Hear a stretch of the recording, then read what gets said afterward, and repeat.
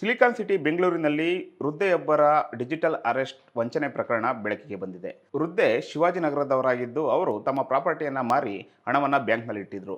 ಕದಿಮರು ಅವರ ಡೀಟೇಲ್ಸ್ ಅನ್ನು ಪಡೆದು ಬರೋಬ್ಬರಿ 24 ಕೋಟಿ ರೂಪಾಯಿ ವಂಚನೆಯನ್ನು ಮಾಡಿರುವ ಪ್ರಕರಣ ಇದೀಗ ಬ್ಯಾಂಕ್ ಮ್ಯಾನೇಜರ್ ಒಬ್ಬರ ಸಮಯ ಪ್ರಜ್ಞೆಯಿಂದ ಬೆಳಕಿಗೆ ಬಂದಿದೆ. ವೃದ್ಧೆಯಿಂದ ಕದಿಮರು ಜನವರಿಯಿಂದ ಮೇವರೆಗೆ ವಂಚನೆಯನ್ನು ಮಾಡಿ ಹಣವನ್ನು ಹಂತ ಹಂತವಾಗಿ ಪಡೆದುಕೊಂಡಿದ್ರು.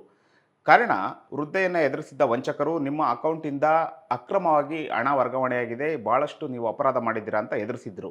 ಇದರಿಂದ ಭಯಭೀತರಾಗಿದ್ದ ವೃದ್ಧೆ ಹಂತ ಹಂತವಾಗಿ ಕದೀಮರ ಅಕೌಂಟ್ಗೆ ಹಣವನ್ನು ಸಲ್ಲಿಸಿದರು. ಇನ್ನೂ ಹಣದ ದಾಹ ತೀರದ ಕದೀಮರು ಆಕೆಯಿಂದ ಮತ್ತಷ್ಟು ಹಣವನ್ನು ಕೇಳಿದಾಗ ವೃದ್ಧೆ 1 kg 300 ಗ್ರಾಂ ಗೋಲ್ಡನ್ನು ಬ್ಯಾಂಕಲ್ಲಿ ಇಡೋದಕ್ಕೆ ಹೋದಾಗ ಬ್ಯಾಂಕ್ ಮ್ಯಾನೇಜರ ಸಮಯ ಪ್ರಜ್ಞೆಯಿಂದ ಈ ಪ್ರಕರಣ ಬೆಳಕಿಗೆ ಬಂದಿದೆ. ಸಿಸಿಬಿ ಪೊಲೀಸರು ಕೂಡ ಅಂತಾರಾಜ್ಯದ 5 ಕಳ್ಳರನ್ನು ಬಂಧಿಸಲು ಯಶಸ್ವಿಯಾಗಿ 60 ಲಕ್ಷ ಹಣವನ್ನು ಸೀಜ್ ಮಾಡಿಕೊಂಡಿದ್ದಾರೆ. ಆದಷ್ಟು ಡಿಜಿಟಲ್ ಅರೆಸ್ಟಿಂದ ದೂರವಿರಿ, ನಿಮ್ಮ ಹಣವನ್ನು ಕೂಡ ಸೇಫ್ ಆಗಿ ಇಟ್ಕೊಳ್ಳಿ.